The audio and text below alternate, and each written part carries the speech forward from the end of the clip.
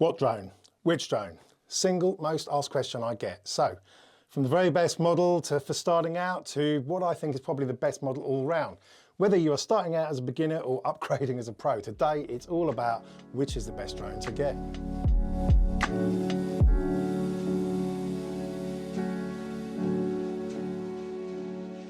Hello, I'm Ian, and as you can see, I play with drones, and it has been a busy year for me this year, fair bit of travel, and an unexpected trip to Iceland to capture the brief volcanic eruption there, where I managed to lose one drone and made amazing use of my trusty backup drone, the DJI Mini 1. So, after a year of using so many different models, I thought a quick video on the various pros and cons of each model to help you work out what might be the best drone for you. But of course, this is the biggest issue, isn't it? There is no simple answer to which is the best drone. It's more a case of which models suit your budget and intended use. They've all got different features, haven't they? They're different sizes, battery life, flight range, picture and video quality, and of course, price. So when somebody asks me which drone they should get, I ask them a couple of key questions. What is their approximate budget and why are you flying? Will it be for fun or for professional use? Will it be generally for travels and scenic stuff or surveying or flying in towns and cities? Because it's all about what you will be doing with the pictures and the video you get, and crucially, where you'll be flying. Straight off, in the drone world, size really does matter, and in more ways than one. These small sub 250 gram models, they've got way more freedom to fly, especially in Europe and the UK. You can fly in towns and cities, right over uninvolved people. It's all permitted with these very small drones. But the size of the sensor on the camera is pretty crucial if you're trying to take top-end still pictures or shooting in low light. So look, I don't want to get too bogged down today. I'm going to focus on the main features, and hopefully you will be able to work out what's important to you and go from there. First off, price. This is pretty much the primary focus when choosing anything to buy, I guess, but even if you can afford to go for one of the more expensive models, it doesn't necessarily mean that you should be going straight for them. Here is the Mini 1 or the Mini SE. It's easily the cheapest in the lineup today, £269 or $299, way cheaper second hand. And it's easy to put this in the beginner drone slot and glance over it, but that would be plain wrong. When the Mini 1 first came out, it was the first folding sub 250 gram drone in its class, making full use of the vast freedoms that these smaller drones get under the regulations on where and how you can fly. And when it came out, we all went absolutely nuts over it, shooting 12 megapixel stills, 2.7K video, and flying for well over 20 minutes in the real world. And it was the Mini 1 that was my backup drone that I ended up using when I damaged my Mini 3 up in Iceland. The Mini 1 came to the rescue up there, up on that volcano. It flew out and took some absolutely incredible footage of the lava fields that frankly I couldn't have been happier with the results. So do not be under any illusion here. The Mini 1 or the Mini SE is an absolutely brilliant bit of kit. Its two biggest issues, I think, would be its signal range, which can start to drop out at around 600 to 800 meters, and its ability to fly in very strong wind. It also only saves pictures in JPEG, not RAW, but these should not necessarily be deal breakers, because I think it is easily the best value for money that you can buy of any of the drones here today. As long as you're not flying in a storm, you're going to be really happy with the results. But look, its bigger brother, the Mini 2, sorted out a lot of these issues that we actually had with the Mini 1. It upped the video resolution to 4K. It allowed still photos to be saved as RAW as well as JPEG. It greatly increased the wind resistance to be the same as some of the bigger models. And crucially, it adopted the same OcuSync transmission system between it and the remote control, giving it a spec range of well over 5 miles, as well as more intelligent flight modes like panoramas and spheres. And in truth, the Mini 2 is the sub 250 gram model that gives you the most value and the most features for your money. It's £419, $450. Everything you need to take great video and stills, and still keeping the freedom to fly being under 250 grams.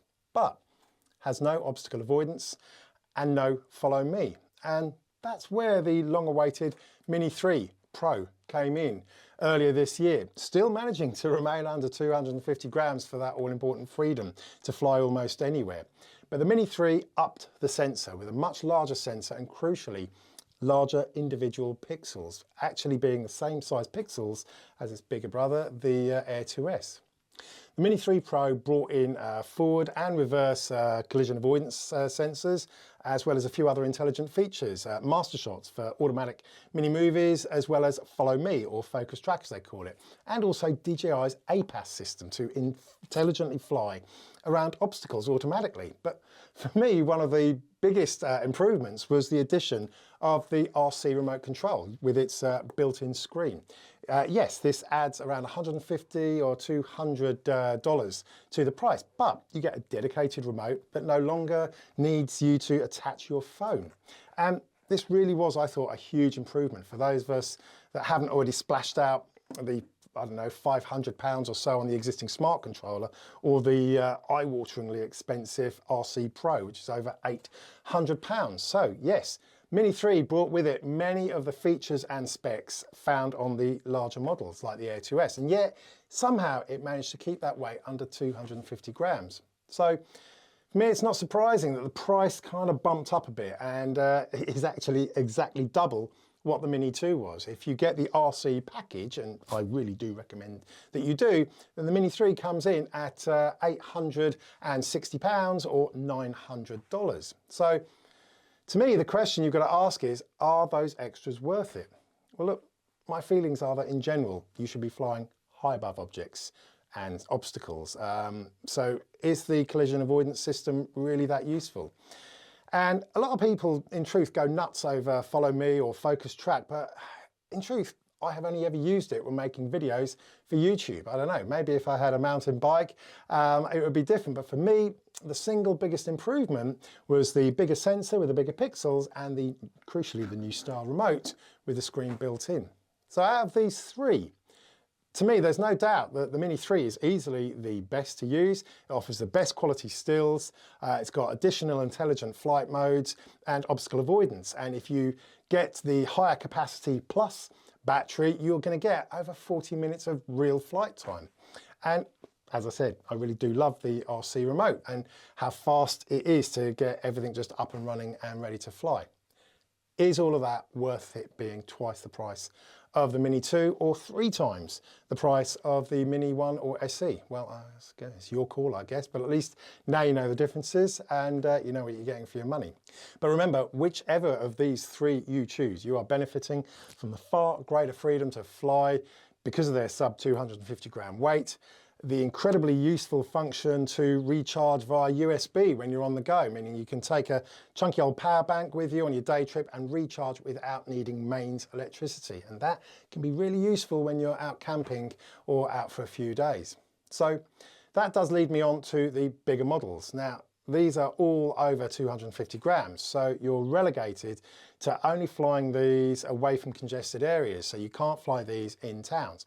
But as long as there aren't crowds, you can fly these pretty much in anywhere that hasn't got airspace restrictions in, obviously, including, I think, most places in the open countryside and beaches. In truth, before the Mini 3 came out, the Air 2S was my absolute favourite model.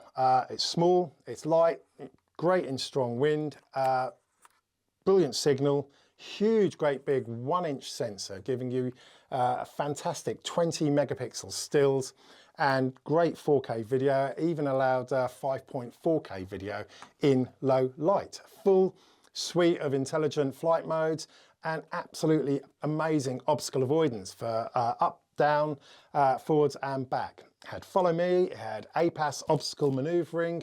It was faster with a top speed of 19 meters per second. That's about 42 miles per hour. That's compared with the slightly slower Mini 3 at 16 meters per second or 36 miles per hour. This model was truly a step up again, but there's also a few things to keep in mind. Whilst you're going to get truly amazing stills with the beautiful big sensor, the downsides are the larger size and weight, keeping you out of any congested areas or towns, as I said, and you can't recharge on the go. You're going to need mains power. And of course, there's the price as well. This basic model is £900 or $1,000, and that's with the standard remote that you still need to attach your phone to.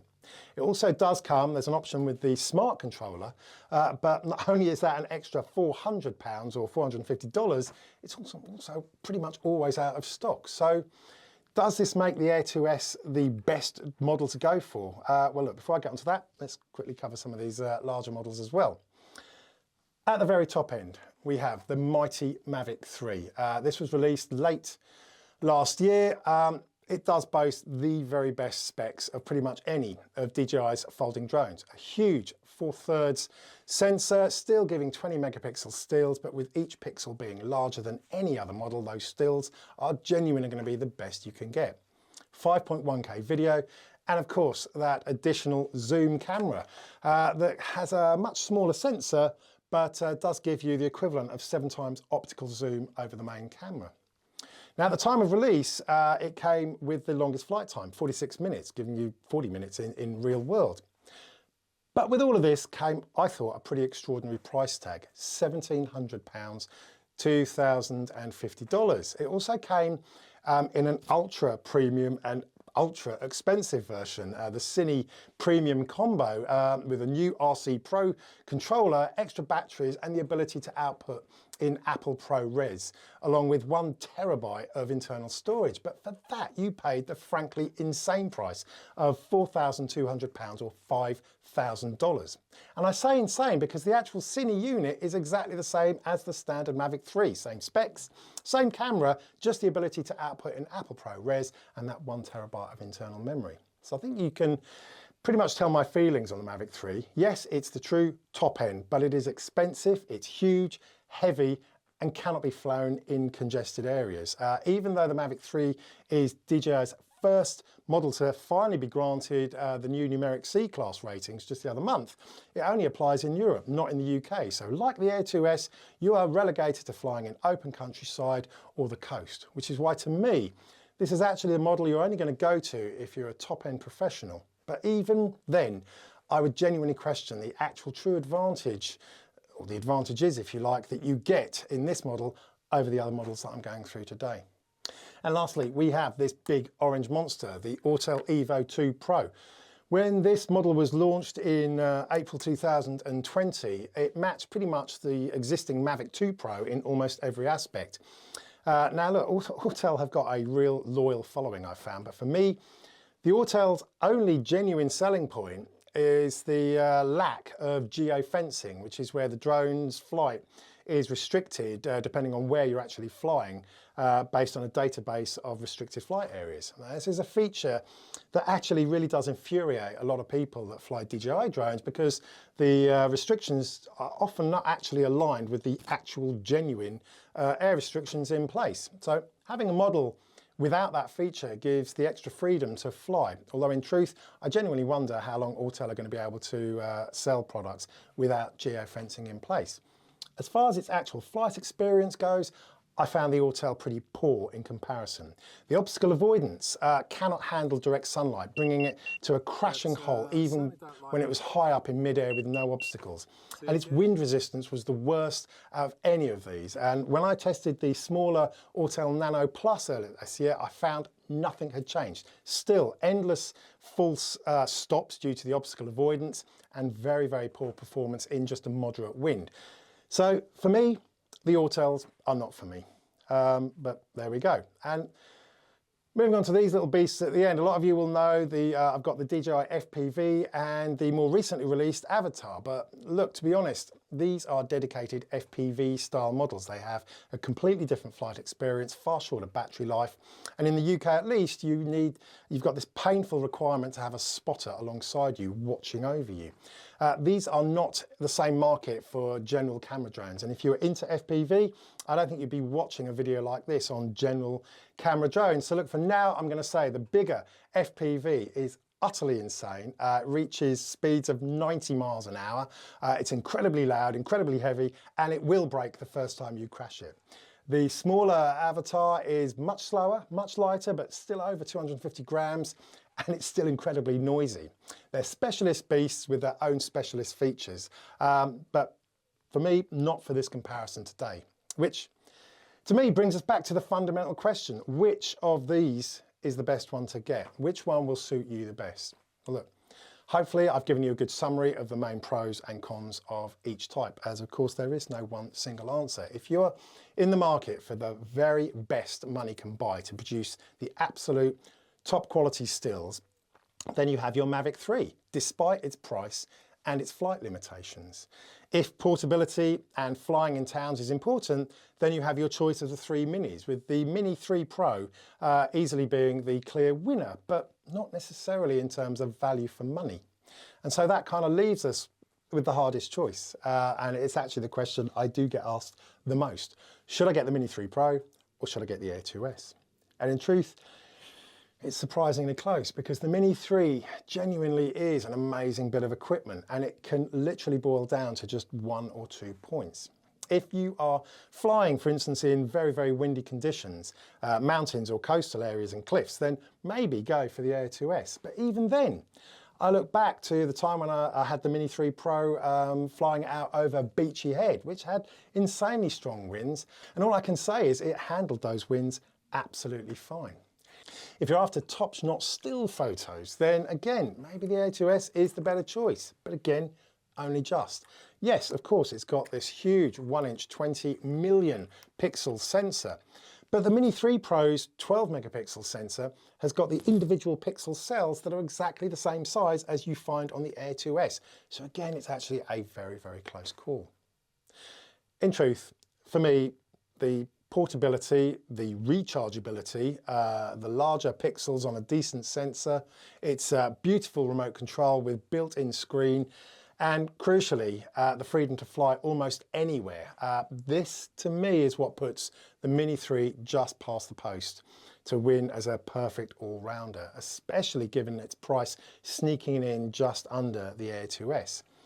Mini 3 Pro still produces incredible results, and it really, to me, boils down to the very true saying, the best camera is the one that is with you when you need it. And for me, the Mini 3 is that camera. It's so easy to slip into a couple of pouches like these little things, and they'll just be in your backpack. The Mini 3 Pro is going to always be there when you need to fly, and you'll probably be able to fly it wherever you are. So look, there you go, pros and cons of a huge range of drones, but hopefully you can take these features, whether good or bad, and apply them to what your intentions are and work out from there what is the actual best model for you. Thank you, little Ted's getting a little bit bored now. As ever, look, we need to keep an eye on what's around the corner, I think. Mavic 3S, maybe the new Air 3S, it may not be far away, but look, again, to me, the freedom you get with these sub 250 gram models, I can only see these smaller models as being the way to go for some time. But look, hopefully you found this probably a marathon guide useful. If you have, give me a little thumbs up, always helps the video along. Heading into autumn now after such a long, crazy summer here in the UK, but there's still plenty of flying opportunities out there. So look, as ever, wherever you are, whatever you're doing, stay safe and sane, have fun, happy flying.